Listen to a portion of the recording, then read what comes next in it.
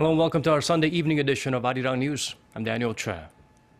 More than 2.5 million Brits are calling for a second EU referendum after the vote to leave. The petition created back in May by student activist William Oliver Healy calls for another referendum if the remain or leave vote is less than 60% based on a turnout of less than 75%. The turnout on Thursday was 72%. The number of signatures so far is well over the 100,000 threshold needed to force a debate on the issue by members of parliament. But British commentators say another in or out vote is very unlikely. Since the Brexit decision, politicians in France, the Netherlands, Italy, and Slovakia have called for their own countries to hold referendums. And of course, Brexit sent shockwaves throughout global financial markets on Friday, and Korea was no exception. The Korean government is holding emergency meetings on the issue today to help minimize the negative impact here. Kim Ya-sung shares with us what was discussed. Ahead of markets opening on Monday, Korean financial authorities gathered together to come up with measures to address the fallout from Brexit.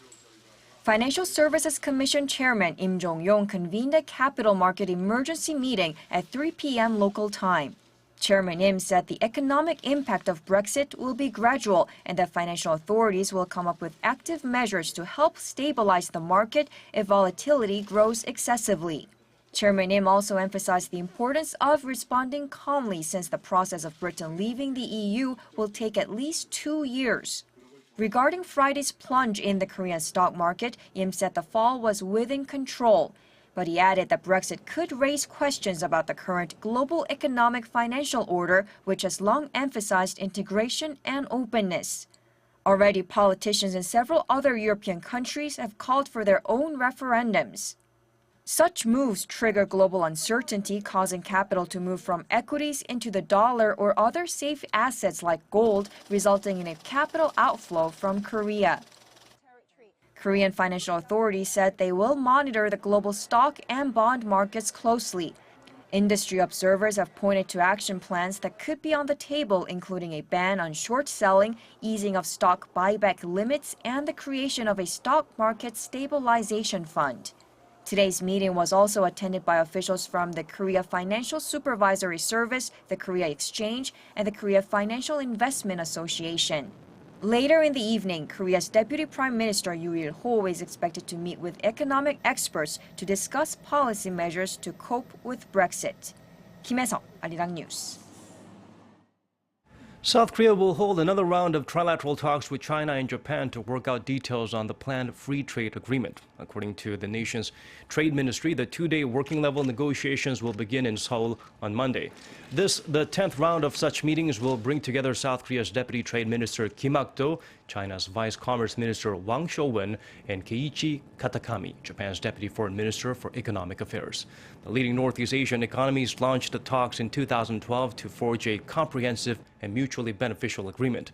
The discussions are expected to go beyond the flow of goods, services, and investment to include country of origin rules, customs, sanitary inspections, e-commerce, intellectual property rights, the environment, and technology barriers. Korean Prime Minister Hwang Kyo-ahn has arrived in China for a 5-day visit. His first stop, Tianjin, where he'll attend the 2016 Summer Davos Forum. At a special session on Monday, Hwang will introduce Korea's flagship creative economy policy, which aims for the convergence of science, technology, and culture.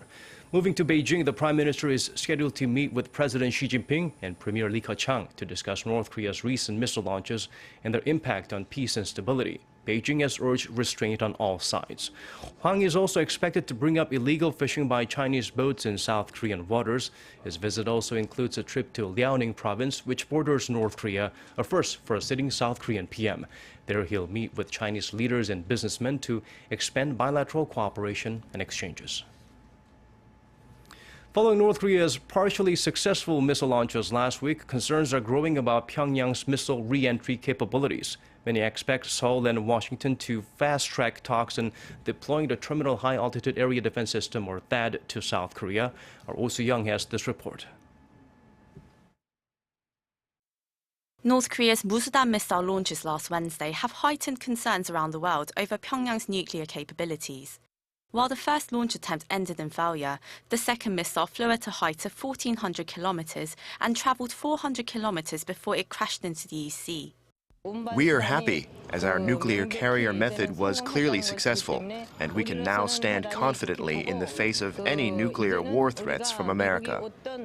The second missile launch was deemed a partial success by Pyongyang and many international observers alike, seen as a progressive step in bolstering its rocket re-entry technology for an intercontinental ballistic missile. The technological characteristics of our missile power system have been confirmed, and the heat endurance and flight stability of the warheads were verified in the re-entry area. Speculation is rising that these developments could accelerate talks between Seoul and Washington on deploying the United States Terminal High Altitude Area Defense System to South Korea. We've said time and time again that THAAD is a system that intercepts short-range, mid-range, and ballistic missiles. So based on that, I think we can determine whether the system can intercept Musudan missiles or not. Official talks on THAAD deployment began after North Korea's long-range missile test in February. Young, Arirang News. The U.S. Special Envoy for North Korean human rights issues, Robert King, will be in Seoul on Monday. According to the U.S. State Department, he is set to take part in a symposium on Pyongyang's human rights issues and hold one-on-one talks with top South Korean officials during his 4-day visit. Ambassador King last visited South Korea in April, where he sat down with senior officials to discuss ways to closely coordinate on human rights issues north of the border. In mid-June, he was in Britain and Belgium to meet with officials of the European Union. The EU has long been an active player in international efforts to improve the human rights situation in the reclusive regime. Koreans can now have a little more peace of mind when it comes to logging in and communicating via social networking services. The nation's Fair Trade Commission has rolled out new measures for improved security and privacy control for users. The FTC reviewed the terms and conditions of the 4 most popular SNS in Korea: Kakao Story, Facebook, Instagram, and Twitter.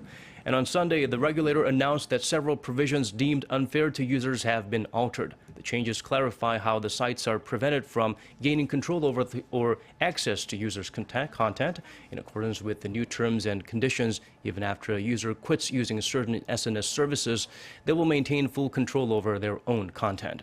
There will also be limitations and more complex procedures for the companies to be able to abide by before determining that certain content needs to be deleted or removed. Hyundai Motor Group is making its presence known at this year's Cannes Lions Festival. The Korean conglomerate's heartwarming online campaign, Going Home, left a lasting impression and made the shortlist at the 63rd edition of the Lions Festival.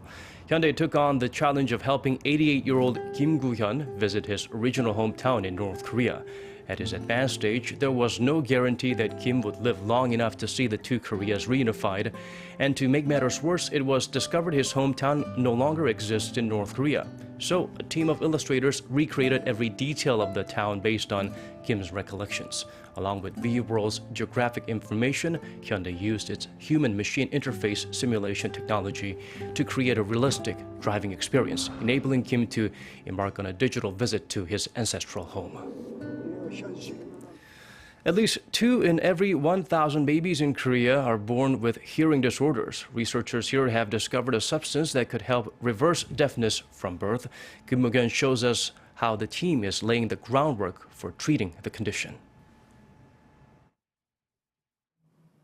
Congenital deafness or inborn hearing disorders are mostly caused by mutations in a protein located near the inner ear called pendrin. The mutated pendrin loses its function of forming proteins and leads to genetic disorders, including congenital bilateral hearing loss. But a research team from the College of Medicine at Yonsei University found a substance that could help the mutated pendrin regain its function. Their findings state that a protein called chaperone can activate and strengthen the function of pendrin, making it possible to secrete protein again in an unconventional way. This has drawn attention among researchers as it could be a stepping stone to developing an effective treatment for congenital deafness. We are currently researching on developing medicines that can activate and increase the prevalence of chaperone. The latest findings have been published by the international science magazine Nature Communications. Kim Mok-yeon, Arirang News. Elsewhere around the world, a coordinated assault in the Somalian capital of Mogadishu has killed at least 15 people and injured 20 others as Muslims observe the holy month of Ramadan. According to local police, a suicide bomber detonated a car bomb at the gate of the Nasa Habla Hotel. A second explosion was heard as attackers fought their way through the building, randomly shooting at hotel guests with automatic weapons. Conflicting reports say a Somali government minister may have been killed. In a statement distributed through social media, the attack was claimed by Al-Shabaab. In previous years, the terrorist group has intensified attacks during Ramadan, often targeting people as they gather just before or after breaking the fast. Al-Shabaab was pushed out of Mogadishu by the African Union peacekeeping forces in 2011, but continues attacks aimed at overthrowing the government. Now the weather before we go. Cold showers and full throttle air conditioning may be missed once you step outdoors as Korea feels the full wrath of summer heat. Cloudy conditions and rain can be expected in the southernmost regions on Monday, so pack an umbrella if you are there. Seoul starts at 20 degrees Celsius, Daejeon and Jeonju at 18. The mercury will climb to 30 in the capital and 30 in Daejeon as well, and 29 in Jeonju. Let's check out the weather conditions in other parts of the world.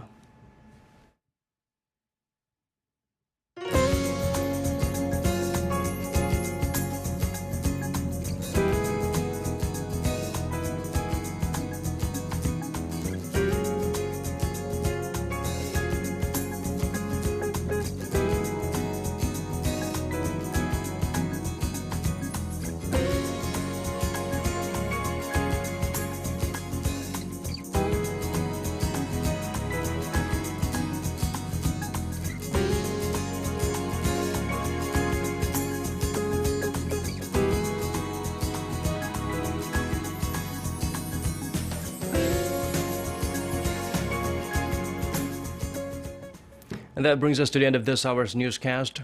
Thank you for watching.